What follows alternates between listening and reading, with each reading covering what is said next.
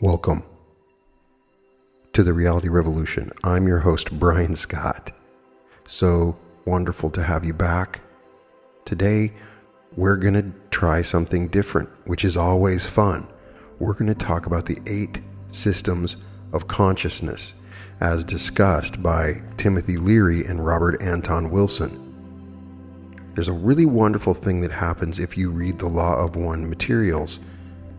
And I would go to other episodes for a full explanation of that. But in the Law of One, they talk about this concept of the 7 levels of consciousness and how we are going through these levels of consciousness. You can see them when you see the insect to the animal, starting from the lowest life form, the virus, the bacteria, moving up into what we are today, which is essentially that 3rd level of consciousness.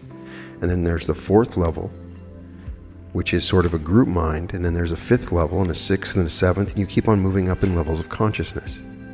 Did you ever wonder why we have the bodies we have and the brain capacity that we have?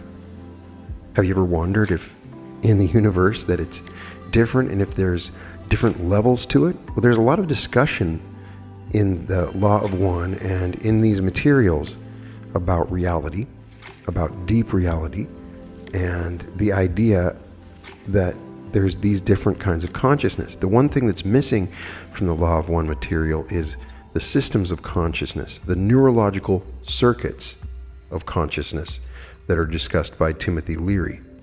And I just find this stuff very compelling and fascinating.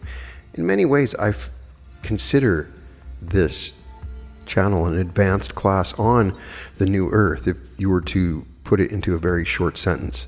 And it is an advanced class on how to create your reality. And we look at old masters from long ago and any material that we can get, including physics. If you've read my book, The Reality Revolution, I dedicate a whole chapter on physics. But have we ever considered the interaction between reality and our neurologies and what it would be like if we had an advanced form of consciousness? Would they give us a different body? What would the new bodies be like? Would we have a bigger brain? How would we sense the world? We receive information from billions of sources all the time, and our neurologies create and filter out the unimportant stuff, and any information we think is unimportant we filter out, and we create these reality tunnels. So the concept of the reality tunnel is something I may discuss in another episode, but we're all in our own reality tunnels, which is why it's hard to believe that we can even communicate with each other, the way that we interface and create our reality. But when you look at the discussion by Robert Anton Wilson and Timothy Leary, this discussion of the nervous system and the 8 potential circuits, I find it an interesting coincidence that in the Drunvalo Melchizedek meditation, the Merkaba meditation, and my Merkaba meditation have this idea of the 8 circuits that are in your root chakra, and we are cleansing out those circuits. I don't know if that's related, but it's interesting that that is 8 circuits that are cleansed out at the beginning of the Merkaba. But understanding what these different circuits are will tell us a little bit more of what it means for us to move into an advanced form of consciousness. Because when we start to integrate the model of neurology and the way that our bodies interact with reality and create reality, you can see it's very similar to the chakra system. They may be intricately involved with this discussion. It's interesting, our creation seems to be numbered in 7s or 8s, and we have the 8 chakras or 7 chakras or 13 chakras, but it is interesting how when you start to examine the original thought of the Creator as it's expressed in our universe, there is things that are pieced apart in 7s, in groupings like that. There is a numerical order to it. There is a perfection to this order. So have you ever comprehended what comes next for humanity? What is the higher levels of consciousness? Well, I want to have a meditation where I awaken the neurogenetic system, the neuroatomic system, but that might not make a lot of sense until I do this particular teaching. So I wanted to talk about that first. And we're going to go over the teachings of both Robert Anton Wilson and Timothy Leary, and even look at some different scripts that you can use that essentially are almost affirmations for each of these different forms of consciousness. And we'll even compare some of these, because these 8 circuits are mentioned even by Gurdjieff, and portions of it are mentioned by Freud and Jung and Sagan, and there is a lot of different discussions that we see out there that are very similar to this. If that doesn't make sense, just hang with me. So, to understand neurological space, Timothy Leary assumes that the nervous system consists of 8 potential circuits or gears or mini brains. 4 of these brains are in the usually active left lobe and are concerned with our terrestrial survival. And 4 are extraterrestrial and reside in the silent or inactive right lobe and are for use in our future evolution.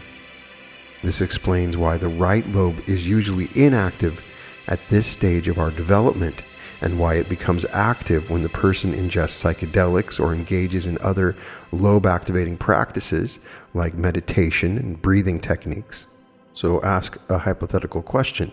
If in a time in the future, drugs are made available to the public claiming to increase intelligence, given the opportunity to partake, would you do it? And the question would be, what kind of intelligence is it going to increase? Like many others schooled in public education systems, I once naively assumed intelligence and IQ to be synonymous with intellect and intellectual achievement alone. Why did we settle for so little? Any definition of intelligence set in singular or monotheistic terms is probably not intelligence at all, but a strand of the dismal fundamentalist virus currently gridlocking minds young and old. The 8th circuit brain is originally termed by Timothy Leary in his 1977 book, Exopsychology, for accessing multiple definitions and functions of human intelligence. Dr. Leary did not invent this system, which probably originated in the Sufi mystery schools, arcane study of the law of octaves, but revised it for modern times. Since Leary's translation, 3 additional versions have surfaced in Robert Anton Wilson's Prometheus Rising, and then in Antero Ali's Angel Tech and the 8th circuit brain.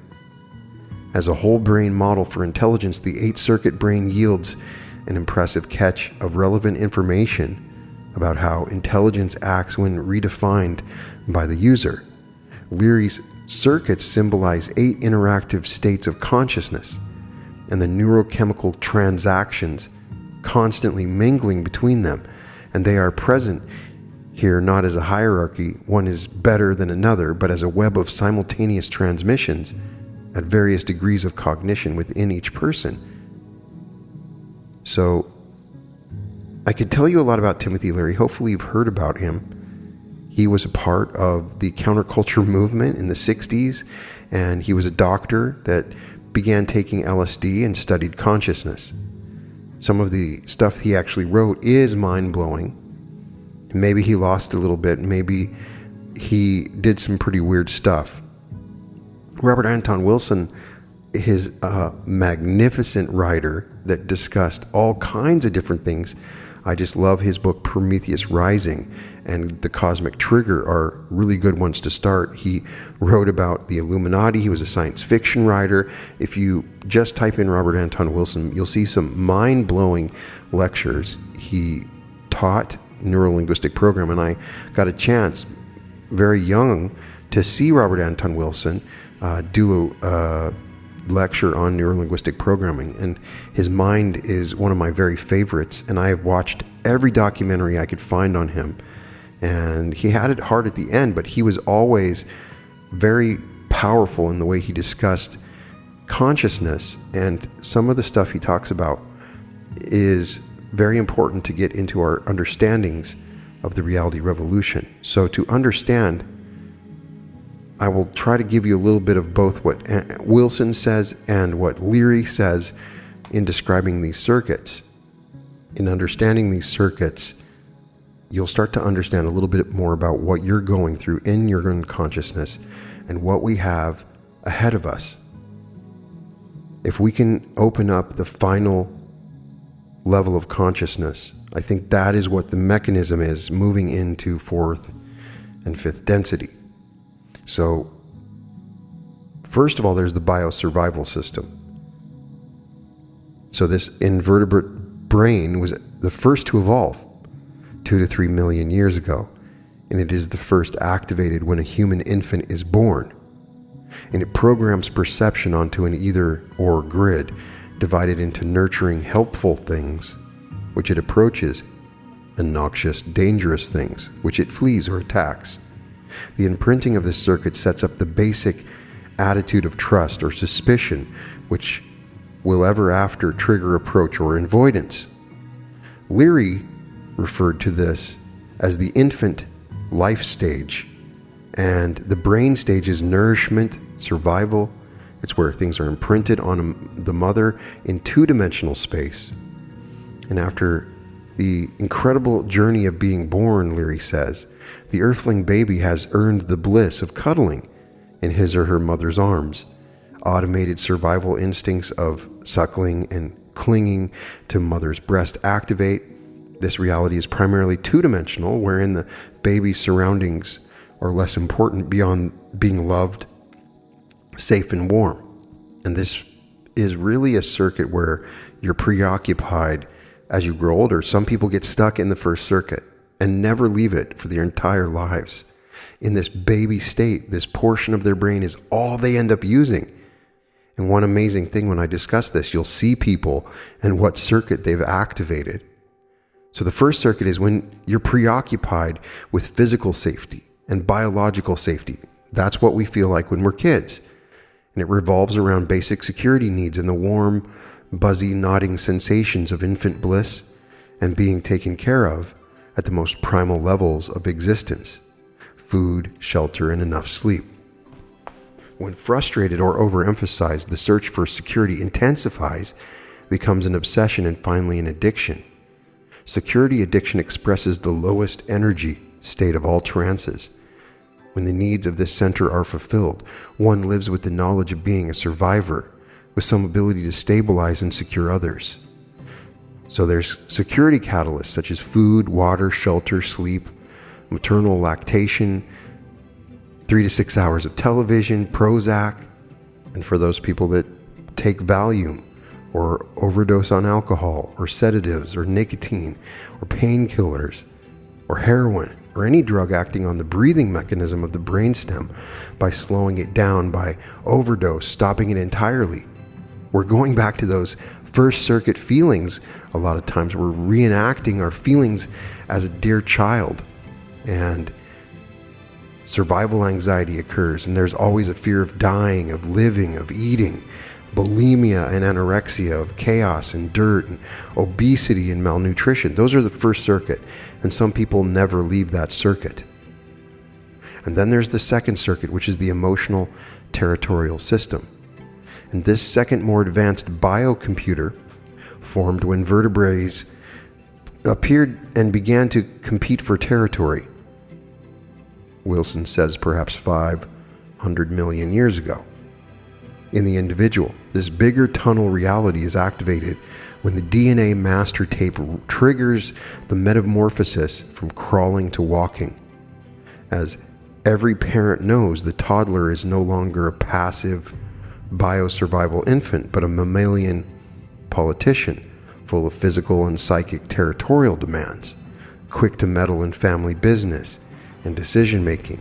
Again, the first imprint on this circuit remains constant for life unless brainwashed, and identifies the stimuli which will automatically trigger dominant, aggressive behavior or submissive, cooperative behavior. When we say that a person is behaving emotionally, egotistically, or like a 2-year-old, we mean that she or he is blindly following one of the tunnel realities imprinted on the emotional territorial system. Leary referred to this as the life stage of the toddler, when we learn how to locomote and we are political and it's three-dimensional. When a toddler gets his or her wheels and learns to walk, he or she becomes a full-fledged member of the clan. Circuit 2 activates mastery of one's dexterity and, Leary says, manipulation, both physically and politically, of one's surroundings. The phenomenon known as the terrible twos is a result of Circuit 2 development. And really, this is the circuit where emotions are territorial signals, the compulsion for self-expression and personal freedom churns on the more aggressive emotional needs for dominance, political force, status, and self-esteem. Flight or fight reflex producing adrenaline rushes when confronting danger and personal triumph, as well as the depression and anxiety attacks often associated with low self-worth, feelings of helplessness, and self-diminishment. When frustrated or overemphasized, emotions inflate and or deflate, yielding conditions of taking oneself too seriously and or not seriously enough, mood swings, emotional and sexual addictions. When emotional needs are satisfied, ego strength and autonomy develop with some ability to excite, motivate, and provoke others. So there's emotional catalysts: alcoholic beverages, amyl nitrate, temper tantrums, shouting matches, military marches, martial arts, high volume rock and roll, slam dancing, Reichian therapy. Any drug relaxing emotional inhibitions will bring this on. And it can really cause anxiety or hypertension or hysteria. That's what circuits being overacted when these things happen. Emotional dissipation and debilitation, emotional numbness and vacancy. The third circuit is the time-binding somatic system, which was just the somatic system for Leary. And this third brain was formed when hominid types began to differentiate from other primate stock, 4 or 5 million BC, and is activated for the linear left lobe functions of the brain.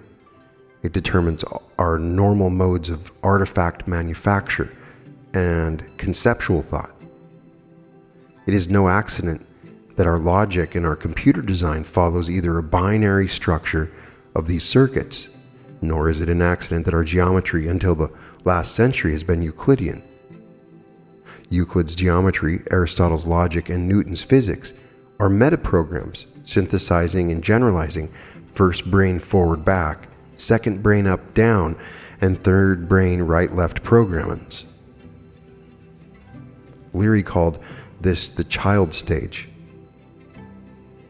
and it involved language and understanding the past and present and future. And as the child masters locomotion, Leary said, and politics, Circuit 3 activates the ability to conceptualize and use tools and artifacts. The most intricate and powerful artifact is language. The ability to communicate in a sophisticated manner allows access to the clan's available knowledge. Peer group activity becomes the paramount reinforcement signal. Mastery of the concept of time allows the ability to reflect and predict. Really, this is learning intellectual and linguistic skills for grasping and communicating ideas. It spins off conceptual needs for solving problems and defining terms, making maps, and articulating meaning. The central nervous system buzz of stimulating conversation, thinking, writing, reading, and other symbolic and mathematical arts. When overemphasized, one feels locked inside one's head with the angst of conceptual redundancy, word trance, symbolic addictions. When frustrated, psychological fears of becoming stupid or insane or misinformed or meaningless, confused thought processes. When satisfied, intellect and language develop coherency to support meaningful communication with others. One can say what one means and mean what one says. So there's somatic catalysts such as writing and reading and speech and speaking on the telephone, and nicotine and caffeine and sugar and diet pills and amphetamines and cocaine, according to Robert Anton Wilson. Consistent exposure to computer monitors or internet or other online virtual communication systems, or any drugs acting on the various nervous systems as a stimulant to quicken thinking, speech patterns, and symbolic associations. And when this circuit is overexcited, it is what is causing nervousness, thinking or talking too much, or mental exhaustion or stuttering, or neurosis. So this is identified as being imprinted on the left cortex. So the first is the limbic system, and the second is the thalamus, and the third is the left cortex, which is when we become conceptual, or as Gurdjieff called it, the false intellectual. And then there's the fourth, and that's the social sexual system. The fourth brain, dealing with the transmission of tribal or ethnic culture across generations, introduces the fourth dimension time. Since each of these tunnel realities consist of biochemical imprints or matrices in the nervous system, each of them is specifically triggered by neurotransmitters and other drugs. Notice how the drugs that stimulate the first four circuits are already activated tend to be dangerously addictive, roughly ordered ascending from the first circuit.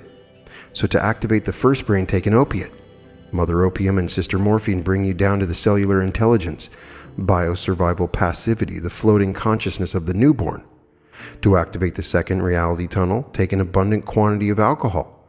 Vertebrate territorial patterns, mammalian emotional politics immediately appear when the booze flows, as Thomas Nash intuitively realized when he recharacterized the various alcohol states by animal labels: ass drunk, goat drunk, swine drunk, or bear drunk. To activate the third circuit, try coffee or tea, a high-protein diet.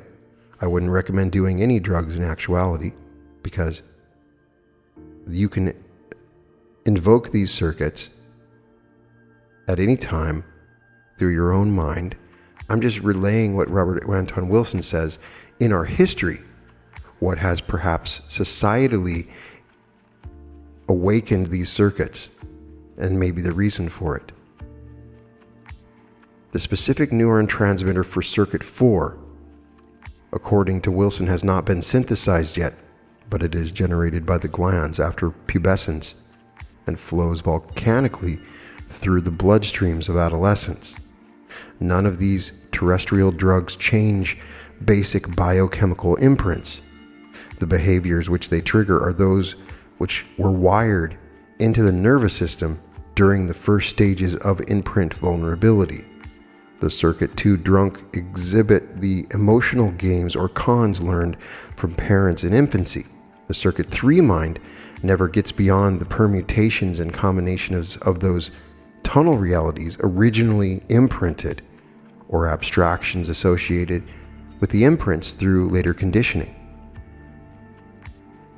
But all this Pavlovian, Skinnerian roboticism, Wilson says, changes dramatically and drastically when we turn to the right lobe, the future circuits, and extraterrestrial chemicals, the 4 evolving future brains.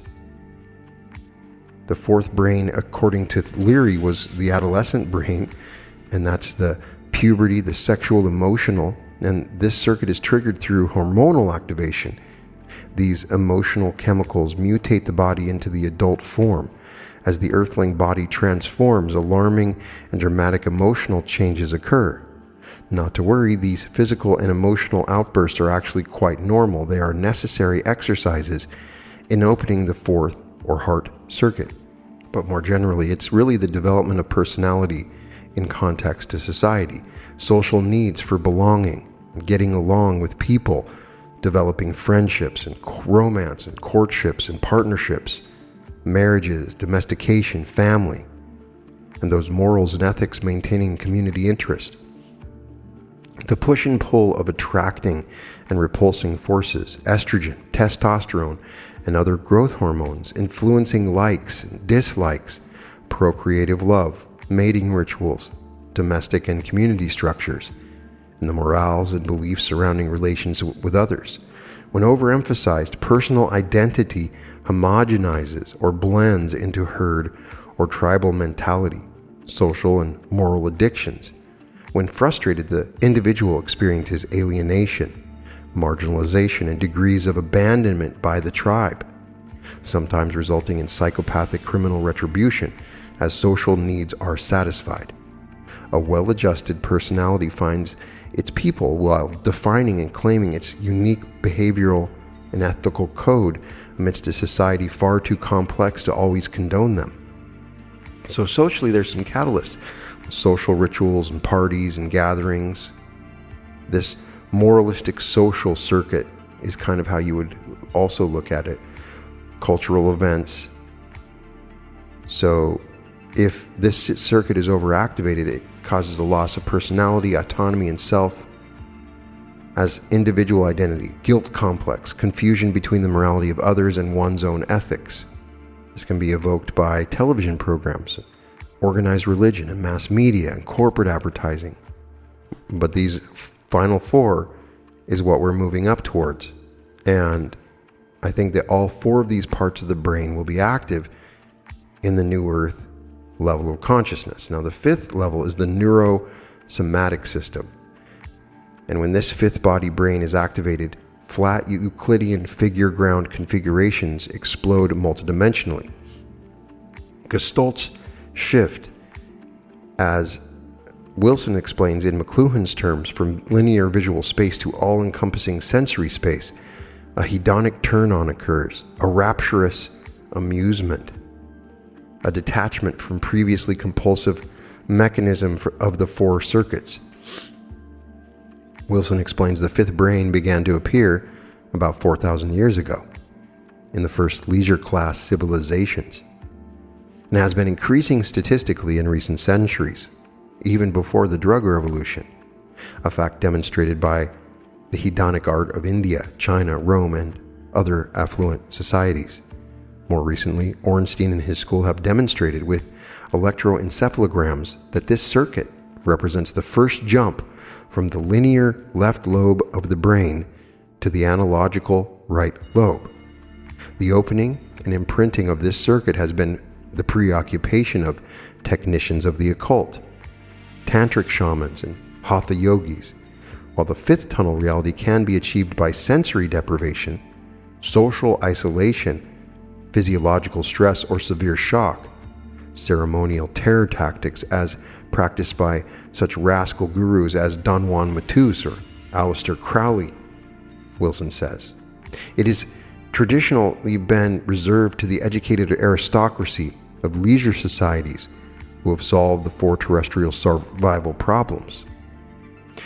About 20,000 years ago, the specific fifth brain neurotransmitter was discovered by shamans in the Caspian Sea area of Asia and quickly spread to other wizards throughout Eurasia and Africa. It is, of course, cannabis, weed, according to Wilson.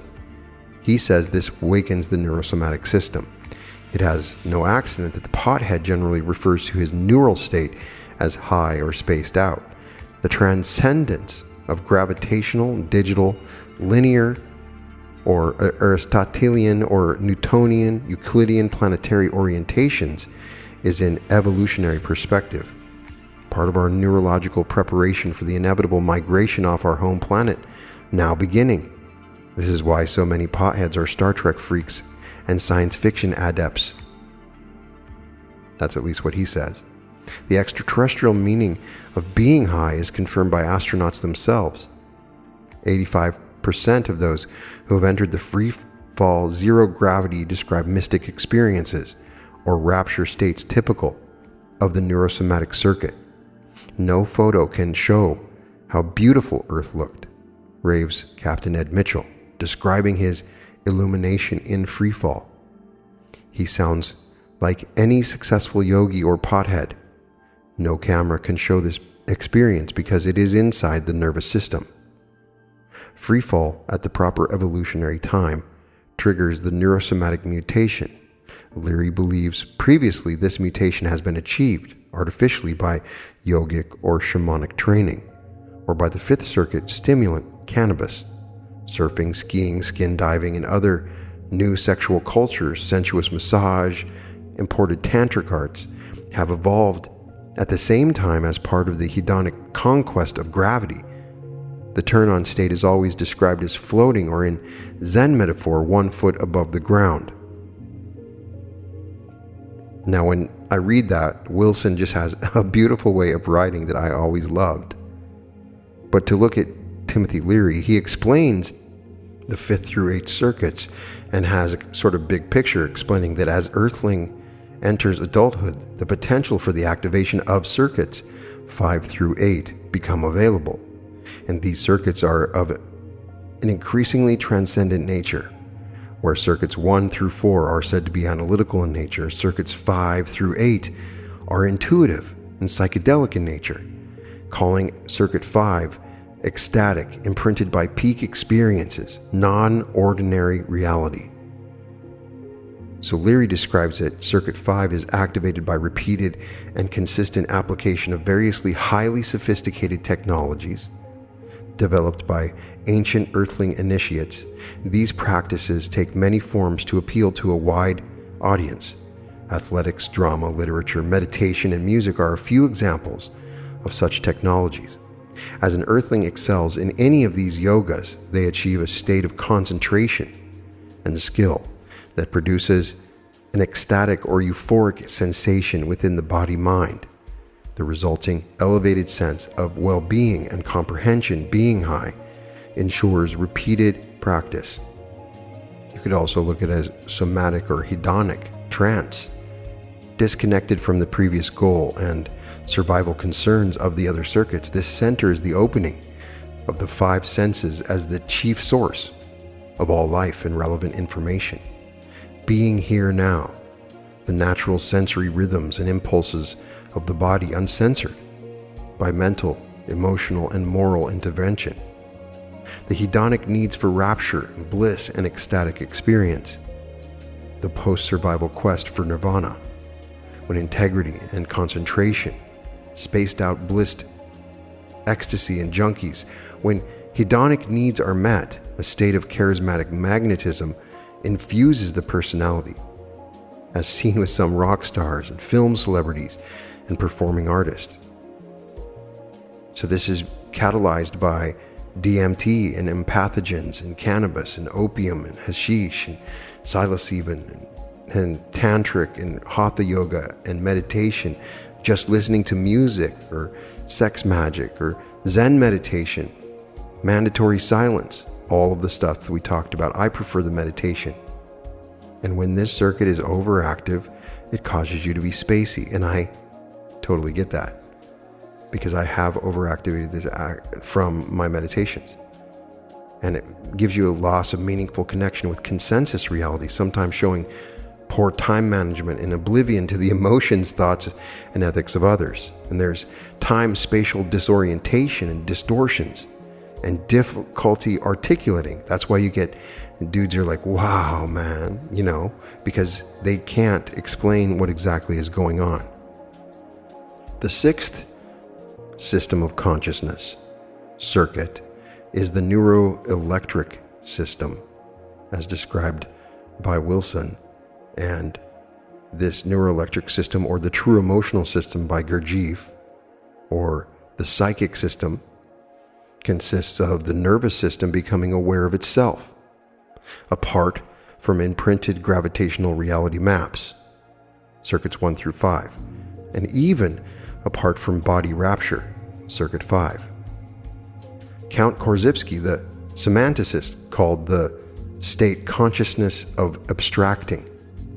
Dr. John Lilly, who's amazing, we might have to do some episodes on Dr. Lilly, calls it metaprogramming, i.e. awareness of programming's one's own programming. This Einsteinian relativistic intelligence or consciousness intelligence recognizes, for instance, that the Euclidean, Newtonian, and Aristotelian reality maps are just 3 among billions of possible programs or models for experience. This, to me, is where the multidimensional reality comes into play. Wilson claims that this can be turned on with peyote, LSD, and magic. And this level of brain functioning seems to have been reported around 500 BC among various occult groups connected by the Silk Route, Rome, North India. It is so far beyond the terrestrial tunnel realities that those who have achieved it can barely communicate about it to ordinary humanity, which is the DMT, which to me is the same thing. Maybe higher circuits are activated with that as well, and can hardly be understood even by the Fifth Circuit rapture engineers, Wilson says. The characteristics of the neuroelectric circuit are high velocity, multiple choice, relativity, and the fission-fusion of all perceptions into parallel science fiction universes of alternate possibilities. The mammalian politics which monitor power struggles among terrestrial humanity are here transcended, seen as static, artificial, an elaborate charade. One is neither coercively manipulated into another's territorial reality, nor forced to struggle against it with reciprocal emotional game playing. One simply elects consciously whether or not to share the other's reality model. Tactics for opening and imprinting the Sixth Circuit are described and rarely experienced in advanced Raja Yoga and in the hermetic coded manuals of the medieval Renaissance alchemists and the Illuminati. No specific Sixth Circuit chemical is yet available, but strong psychedelics like mescaline, psilocybin, DMT open the nervous system to a mixed media series of Circuit 5 and Circuit 6 channels. This is appropriately called tripping, as distinguished from the Fifth Circuit turning on or getting high. The suppression of scientific research in this area has had the unfortunate result of turning the outlawed drug culture back toward Fifth Circuit hedonics and pre-scientific tunnel realities. So what he says, if that doesn't make sense, is the reason that we have suppressed in research on things like LSD or peyote or DMT, and as a result, people have gone back to those other drugs that awaken those other circuits. So if we had scientists studying this a little more, and they're starting to just beginning, when you have voices like Tim Ferriss saying that this stuff works. Scientists do continue to study the subject, but they don't publish their results and record ever wider tunnel realities only in private conversations, like the scholars in the Inquisition. They would have to keep quiet. Most underground alchemists have given up on such challenging and risky self-work and restrict their trips to Fifth Circuit erotic tunnels. The evolutionary function of the Sixth Circuit is to enable us to communicate at Einsteinian relativities and neuroelectric accelerations, not using Third Circuit laryngeal manual symbols, but directly via feedback telepathy and computer link-up. Neuroelectric signals will increasingly replace speech after space migration, when humans have climbed out of the atmosphere gravity well of planet life. Accelerated Sixth Circuit intelligence will make possible high-energy communication with higher intelligence, i.e. ourselves in the future and other post-terrestrial races. It is charmingly simple and obvious once we realize that the spaced-out neural experiences really are extraterrestrial, that getting high and spacing out are accurate metaphors. Circuit 5 neurosomatic rapture is preparation for the next step in our evolution, migration off the planet, Wilson says. Circuit 6 is a preparation for the step after that, interspecies communication with advanced entities possessing electronic, post-verbal tunnel realities, meaning, as we always hear, these higher advanced beings don't communicate with words. They communicate telepathically. They're fully active with neuroelectric systems. Circuit 6 is the universal translator that is imagined by science fiction writers. This circuit would mean that we can understand what everybody is saying, built into the brains of our DNA, just as the circuits of the future butterfly are already built into the caterpillar. Timothy Leary referred to this as the brain stage of metaprogramming, thinking about thinking, reprogramming old imprints, which is what we're doing. I would say the reality revolution is very circuit 6 in many ways, because we're thinking about thinking and trying to reprogram old imprints. Leary says circuit 6 is associated with the so-called psi phenomenon such as precognition and telepathic ability. Modern physics describes all matter as vibratory in nature. In interpersonal communication, the implementation of circuit 6 is perceived by earthlings as picking up on the vibes of another individual. In the old days, we used to call this being in tune with one's biorhythms. The implementation phase of circuit 6 may be thought of as creative reality, selection, or metaprogramming, as described by Dr. John Lilly in his book Programming and Metaprogramming: The Human Biocomputer. The ability to redesign one's reality is known as the art of magic in certain circles. The basic concept is that if one has focus and technique, one can redefine the way one sees and interacts with the universe. That is circuit 6. Circuit 6 is what awakens the other parts of it. You can see when we move into fourth density, the reason they don't have a chemical that they can identify that is an activant for this particular circuit is that is the density itself. That is light, and it's just the amount of light. That's my own belief, that this light that we're experiencing is the translator and is activating this 6th circuit consciousness. This is also like brain pleasure, the subjective absorption of intense light, opening the third eye, clairvoyance, telepathy, and other supersensual or psychic abilities. Incoming signals are registered at light speed and translated by an active intuition, unencumbered by empirical demands of linear ideation. The self-aware brain, future-oriented vision, premonitions, precognitions, and prophecy. The psychic need for seeing and knowing things as they are, beyond the illusions, dreams, and fantasies projected by previous states. When frustrated, the sixth sense atrophies, and psychic or soul death ensues. When overemphasized, nervous disorders, hallucinations, and mental illnesses develop in the struggle to act and respond to the influx of overwhelming impressions. Vision or truth, addiction.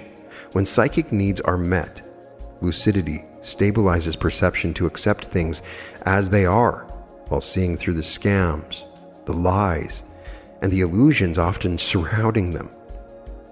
This lucidity can also illuminate the truth of things to the world and in others. So the catalyst also is the Kundalini and the Raja Yogas and Rajneesh's chaotic meditations, surviving the loss of a loved one. Higher doses of psilocybin or DMT or peyote or LSD may invoke this circuit, but not all the time. Heavenly blue, morning glory seeds, near-death experiences, sense deprivation, isolation tanks, which is what Dr. John Lilly used, and I highly recommend, solitary confinement, intensive Buddhist retreats, paratheatrical ritual technology, video filmmaking and editing. And so when this is overactivated, this is where you get the paranoia and the schizophrenic fragmentation and the loss of emotion and meaningful connection with others. So if all that, what is the 7th system of consciousness? Because the 6th seems pretty darn awesome, but the 7th is the neurogenetic system. The 7th brain kicks into action when the nervous system begins to receive signals from within the individual neuron, from the RNA-DNA dialogue.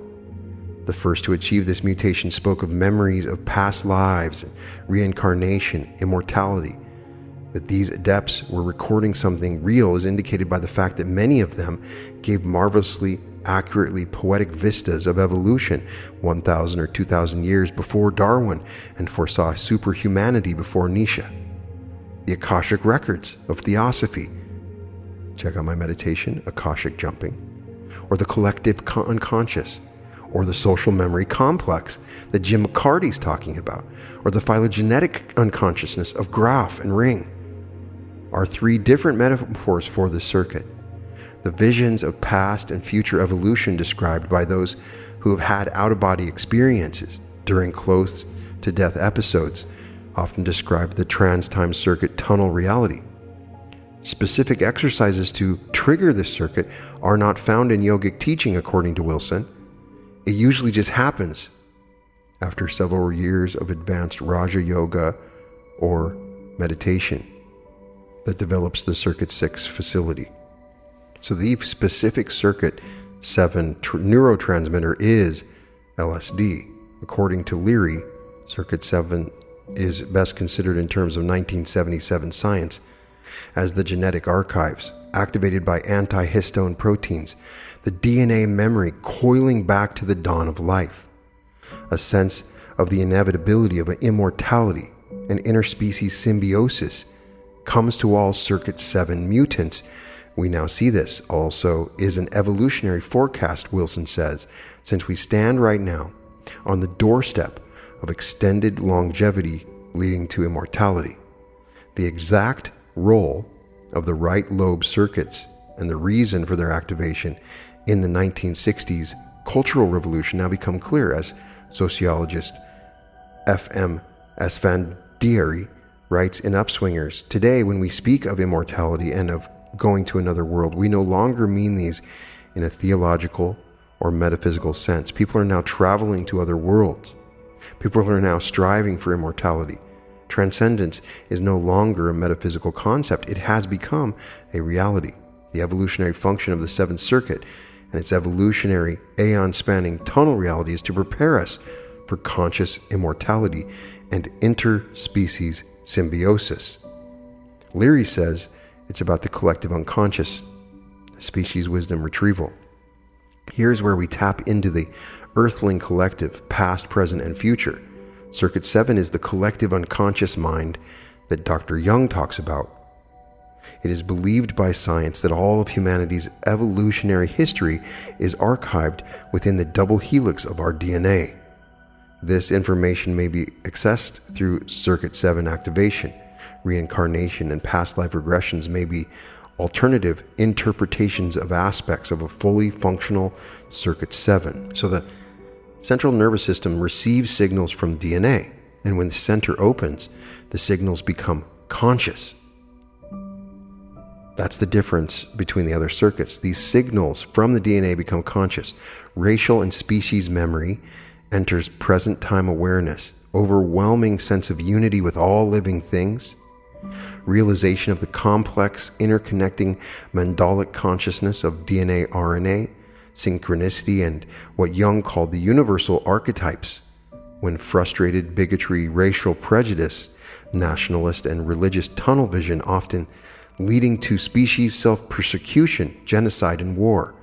When overemphasized, pervasive disorientation erupts as previously invisible archetypes cross over to waking consciousness, shocking the ego and disrupting survival routines. Fears of insanity and socio-political and religious persecution, God addiction. There are a number of catalysts for this, such as childbirth, or that born-again experience, or mystical revelation, Kundalini awakening through the crown chakra. The chaos magic of Peter Carroll and Aleister Crowley, the rebirthing therapy, the Datura, DMT, near-death experiences. And when you activate this circuit too much, I guess it creates dysfunctional, messianic complexes and delusions of grandeur. Now, when I read that, the delusions of grandeur part, and I thought about Neville Goddard, perhaps he just had his Seventh Circuit activated and it experienced it in a dream symbolically. Who knows? But the Eighth Circuit is the Neuroatomic System. And this is what I want to awaken. Well, I want to awaken the Seventh and Sixth Circuits, of course. That's a part of every meditation. We want to be able to do this without drugs, and we want to initiate the Neuroatomic System. According to Wilson, this is the farthest out that human intelligence has yet ventured. Consciousness probably precedes the biological unit, or DNA tape loop, out-of-body experiences, astral projection, contact with alien extraterrestrial intelligences, or with a galactic overmind, such as I've experienced, have all been reported for thousands of years, not merely by the ignorant, the superstitious, the gullible, but often by the finest minds among us, Socrates, Bruno, Edison, Buckminster Fuller. Such experiences are reported daily to parapsychologists and have been experienced by such scientists as Dr. John Lilly and Carlos Castaneda. Dr. Kenneth Ring has attributed these phenomena to what he calls very appropriately the extraterrestrial unconscious. Dr. Leary suggests that Circuit 8 is literally neuroatomic, infra, supra, and metaphysiological, a quantum model of consciousness, like we're talking about, and or a conscious model of quantum mechanics by the turned-on physicists discussed previously, indicates strongly that the atomic consciousness first suggested by Leary in The Seven Tongues of God in 1962 is the explanatory link which will unite parapsychology and parapsychics into the first scientific empirical experimental theology in history. When the nervous system is turned on to this quantum level circuit, space-time is obliterated. Einstein's speed of light barrier is transcended. In Dr. Sarfati's metaphor, we escape electromagnetic chauvinism. The contelligence or consciousness intelligence within the quantum projection booth is the entire cosmic brain, just as the micro-miniaturized DNA helix is the local brain guiding planetary evolution. As Lao Tse said, from his own Circuit 8 perspective, the greatest is within the smallest. Circuit 8 is triggered by ketamine, a neurochemical researched by Dr. John Lilly, which also, according to a widespread but unconfirmed rumor given to astronauts to prepare them for space, high doses of LSD also produce some Circuit 8 quantum awareness, according to Wilson. This neuroatomic consciousness intelligence is 4 mutations beyond terrestrial domesticity. The current ideological struggle is between Circuit 4 tribal moralists or collectivists and Circuit 5 hedonic individualists, when our need for higher intelligence, richer involvement in the cosmic script, further transcendence will no longer be satisfied by physical bodies, not even by immortal bodies hopping across space-time at warp 9. Circuit 8 will open a further frontier, new universes and realities beyond theology, the science and art of godmanship, as Alan Watts once wrote. It is therefore possible that the mysterious entities monotonously reported by Circuit 8 visionaries are members or races already evolved to this level. But it is also possible, as Leary and Sarfati more recently suggest, that they are ourselves in the future. The left lobe terrestrial circuits contain the learned lessons of our evolutionary past. The right lobe extraterrestrial circuits are the evolutionary script for our future.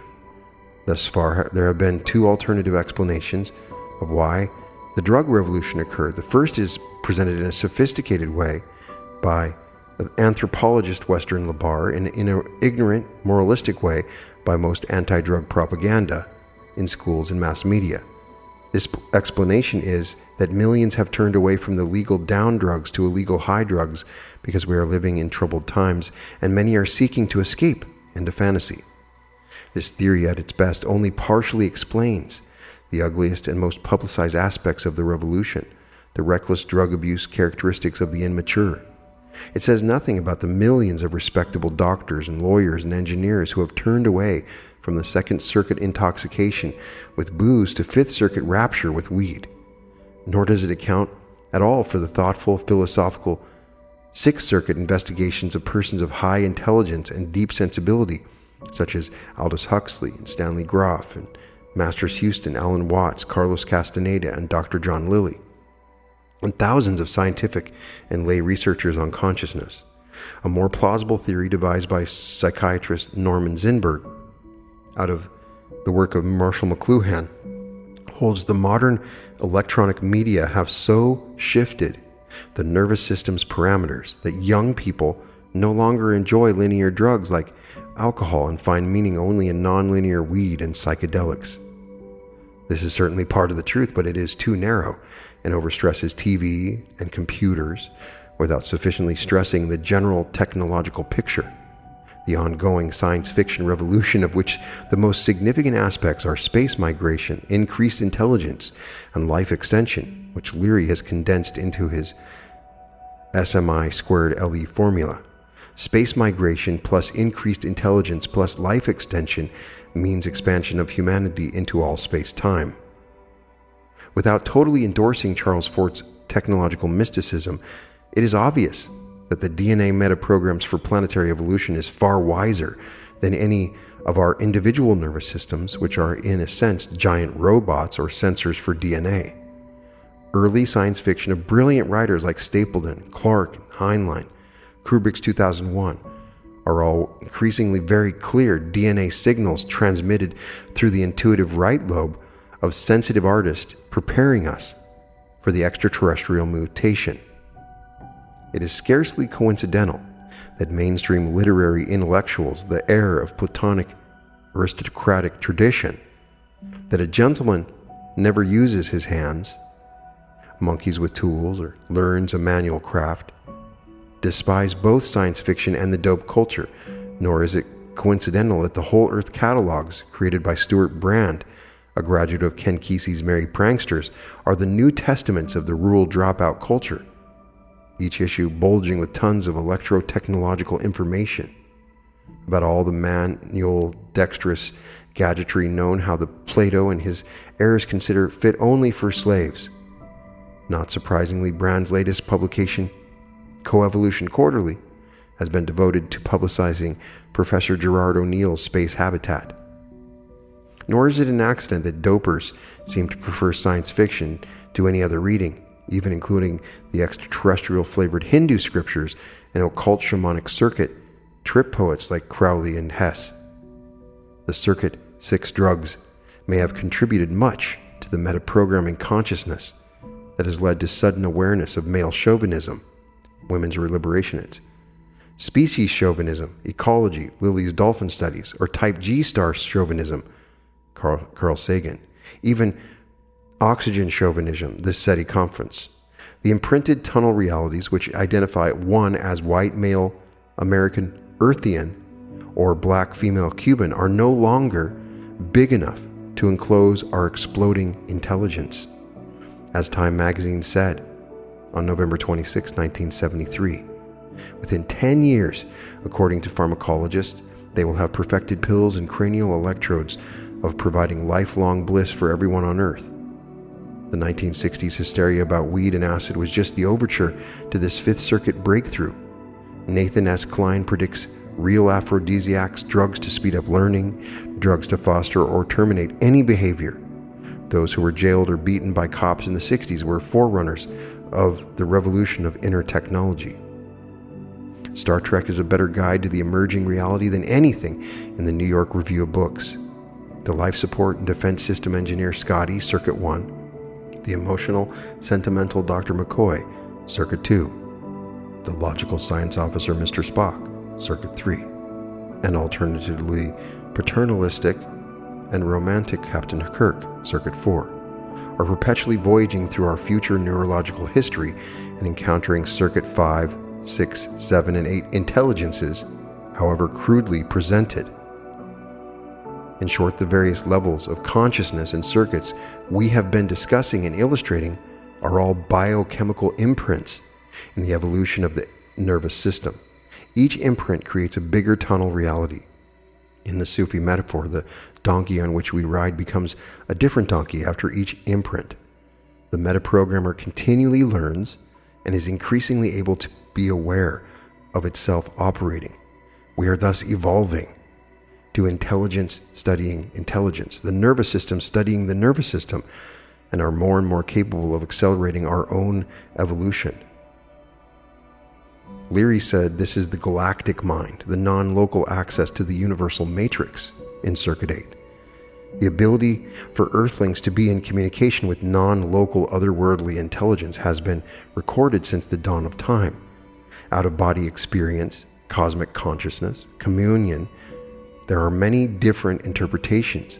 One of the greatest and least offensive verbs used to describe this phenomenon is inspiration.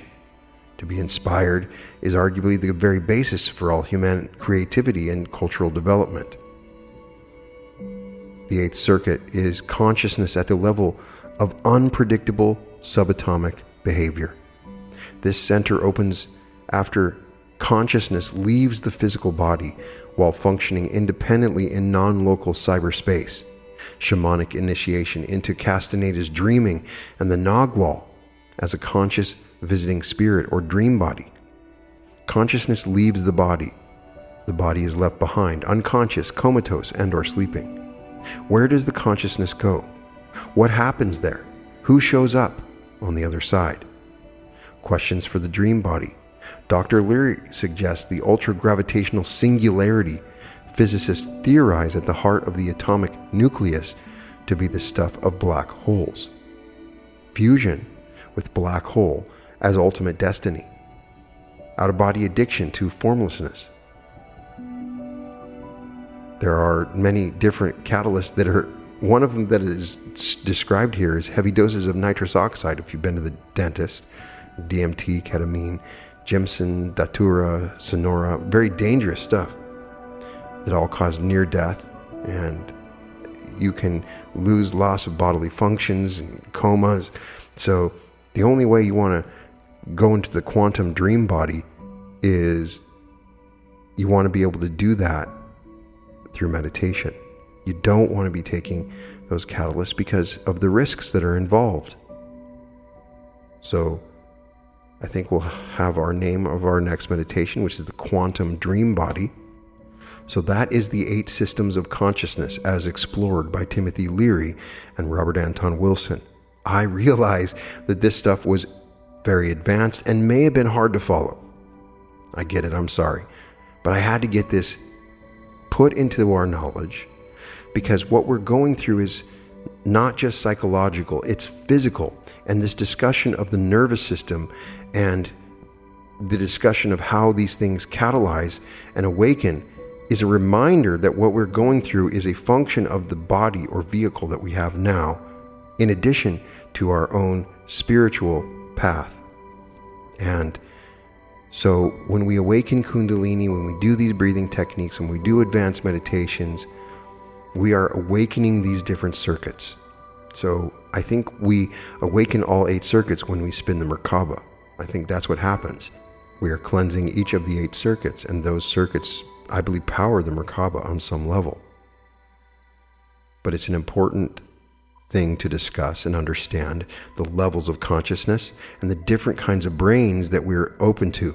It's just fun to sit and imagine what a consciousness would be like, if our brains were 3 times as large, or if we had 4 hands, or if we had some other ways of detection, if we could see the infrared with another eye, or if we had an open third eye that could see into other realms. There's reasons that we limit the information that we receive, but what if we start to expand that? And I think that higher beings are trying to create bodies so that we can experience higher levels of consciousness. And they put these 8 circuits into our brain, and as we access the other side of our brain, so if you know somebody that's just completely left-brained and they're always worried about survival and coming home and watching TV for a couple hours, well, we've all been there. But we can actively work on awakening these circuits now that we know that what they are and what the distinctions are, and it's a way of understanding our own growth process spiritually in relation to our own neurologies. The neurological system is a key part of spirituality, and it's not talked about enough. Dr. Joe does a pretty good job of talking about the neurological system and its interactions, and I just think the circuits that we're talking about is a good starting point to understanding this, and it's exploring raising our consciousness, which is what we're trying to do. So I hope it wasn't too complicated. I hope you got something out of that, and it's an interesting way to evaluate consciousness. Please put in the comments what you think. I'd love to get your discussion of these circuits. Is there a 9th circuit? Is there more? How do I awaken that 8th quantum dream body circuit that neuroatomic circuit. How do I awaken that? That's what I want to know. We need to figure out a way to awaken these circuits in a meditation, and I will look into doing that. In any case, all episodes of The Reality Revolution can be found at therealityrevolution.com, and welcome to The Reality Revolution.